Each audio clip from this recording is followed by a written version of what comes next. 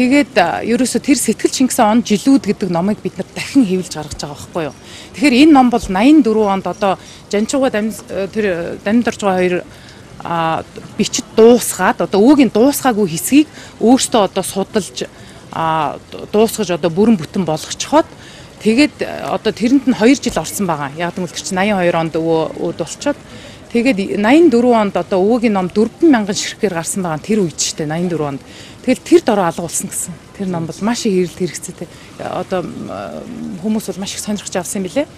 Тэгээ тэр номыг дахиж хэвлийгээд тэгээ ээжийн тэр эмэгтгэл дахиад орсон. 10 жилийн одоо халахлын 60 жилийн ойгоор нэг гаргасан. Тэгээд одоо дахиад гаргаж байгаа. Гэхдээ 60 жилийн ойгоор гаргасан номонд бол одоо өвөгийн тойрвсон шүлгүүд орсон, бусад ном бүтээл тойруулуудаас нь хэсгүүд нь орсон. За олон дурсамжууд, сэтгэлдлүүд орсон.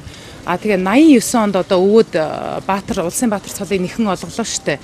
Тэгэхээр тэр Улсын Баатар цолыг нэхэн олгооч гэж хүмүүс бол одоо 30 жилийн алхахын голыг 30 жилийн ялтын ойгоор харсан байгаа. Одоо Жанжинд Баатар цолыг олгодгүй болов уу гэж олгоогүй тий.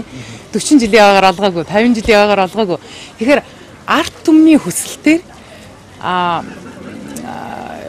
яасан байгаа байхгүй юу. Тэр 50 жилийн ойгоор нь одоо 89 онд үнэн сонинд 89 он гэдэг чи одоо нөгөө перестройка болцсон өөрчлөн байгуулалтын уур амьсгал эд өрнөчгсөн бий болцсон юм ингээ хөдлөөд эхэлсэн хүмүүс одоо үг бодлоо чөлөөтэйгээр хамаагүй чөлөөтэйгээр илэрхийлдэг болсон үе.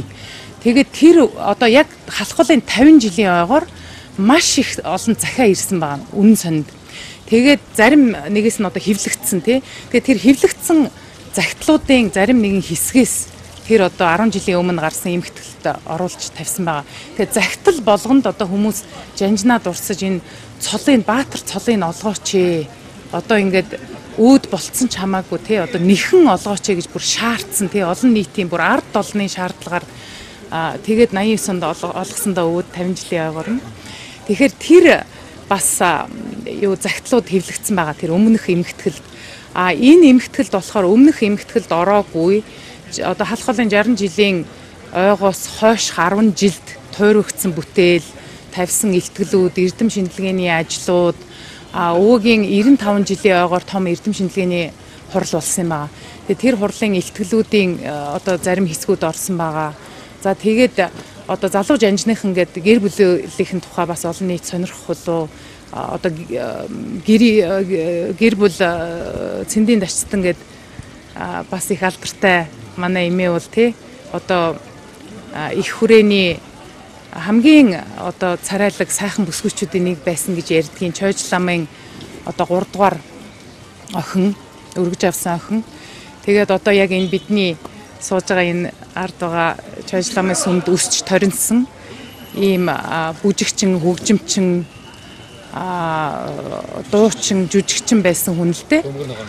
Бөмбөр ногоонд байсан, Нардомоос ахвал явсан манай эмээ бол Нардомд байсан, Сүхбаатарын үлгэр жишээ клуб тоглож исэн, бөмбөр ногоонд тоглож исэн одоо манай алтан үеийнхэнтэй хамт тий. Тэгээд эмээгийн маань одоо дурсамж дуртатгалууд, хэвлэл мэдээлэл тэгээд 89 оноос эхлээл одоо эмээг маань хэвлэл мэдээллийнхэн их сонирхож одоо яаж эхлээл одоо юм нээгдэж эхэлж байгаа л хэрэгэлдэ. Тэгээд бас өгсөн ярилцлагууд эдгээрээс нь оруулаад тэгээд жанжныхан гэж ямар хүмүүс байдгийм бэ? Хүүхдүүд нь одоо юу хийдгийг, ямар хүмүүс байдгийг, ямар үзэл бодолтой байдгийг гэдгийг бас агуулж тэр жанчуугаа сэтгүүлч бас өвөгийн одоо номон дээр ажиллаж исэн сэтгүүлч бас тийм нэг өгүүлэмж бичсэн байгаа.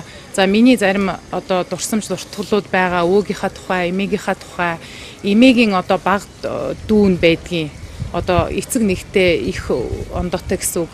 Эмээгийн 2 дүү бий. Тэгээ эмээгийн тэр баг дүүгийнх нь 2 дахь дүүн саяхан өөд болцсон.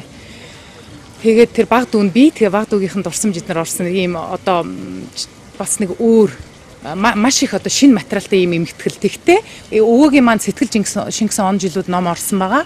Өвөөгийн олон жилийн зузаан нөхрөл гэдэг одоо чөлөөлөх дайны үйл явцын тухай бичсэн тийм Монгол цэрэг яаж явж исэн, ямар одоо Монгол зөвлөлтийн айрам хэрхэн хамтран энэ ялтыг байгуулсан тухай бичсэн ийм ном байгаа байхгүй юу. Түүнээс гадна нэг онцолж хэлэхэд өвөөгийн нэг хориглосон одоо зохиол байдгийн тэр Монгол цэргийн дайчин замнал гэдэг зохиолыг бол 68 онд өвөө бичиж дуусгаад одоо хэвлэлд бүр бэлтгэгдсэн байсныг хориглосон билээ одоо Хувьсгал намын төв хорооноос. Тэгээ тэр ном бол ерөөсөө хэвлэгдэж гараагүй урд өмнө. Тэгээ тэр номноос эмхтгэж бичсэн, ээжээ эмхтгэж бичсэн хэсгүүд бол орсон байгаа.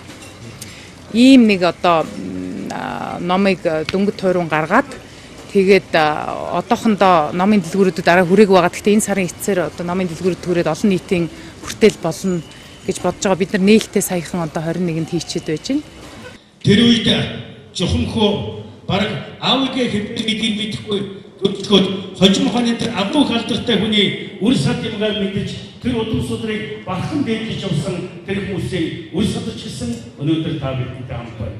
Энэ болохоор би нүг ялангуяа ингэсэн залуучуудыг ямар хацтай, ямар буянтай, ямар амны гişтэй залуучууд байг. Яагаад гэвэл тэр үеийн түүхийг эргэж суух зөвлөж байгаа өнөөдрийн энэ түүхэн үйл явдал маш том түүхэн үйл явдал, маш мартагдахгүй түүхэн үйл явдал.